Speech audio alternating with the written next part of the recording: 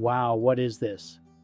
A 35mm f2.8 Leitz Wetzlar Elmaron. I didn't know there were 35mm projector lenses actually. They were used to project images onto screens at short distances, in small rooms or showcases where space was very limited. Interesting to see if I can achieve the same effects with this that I found when you get very close to a subject with the prime 35s. This lens came with the housing. This housing is fixed in the projector and you can screw the lens in. This screw method is then immediately a perfect zoom mechanism that we do not have to change. Since it is a 35mm lens, we will have to get very close to the sensor for a certain range. Because of this, there is basically no room left for placing an aperture. But I will come back to this in a moment with a simple solution. First, we need to use a method to attach the lens to the camera body. I found this. A metal Sony NEX metal ring. I have one lying around here. On one side you have the connection to the Sony camera body. The other side has a thread that I removed with an angel grinder, so that side is completely flat. Then I drilled 3 countersunk holes and screwed the ring onto the housing.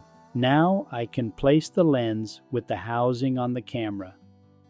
This is the safest way to place a lens on a camera body without having to worry about the lens coming loose and falling on the ground.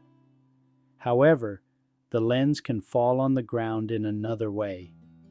If you zoom the lens in too much, so you turn the lens out, it will eventually come loose in your hand, so be aware of this. But how do we get an aperture on this lens?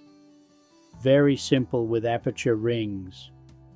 Of course, because an aperture is nothing more than a black disc with a hole in it.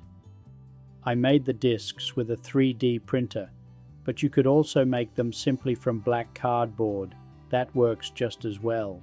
I made the rings so that they get a little bit stuck and don't fall off the lens. Of course, this is a fixed aperture.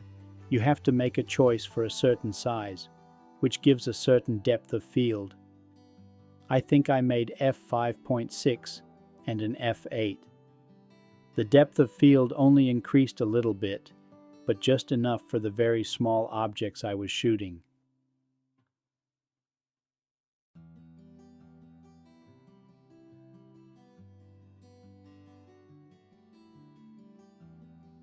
It all seems very primitive, and it is, but it is just great fun to be able to tweak a lens in its possibilities in a DIY way. I am very pleased with the quality that this lens shows. Be aware, the effect with the dreamy background bokeh can only be achieved when you get very close to a subject with this 35mm. It is not macro but close focus.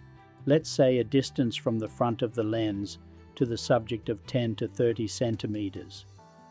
Enjoy the show.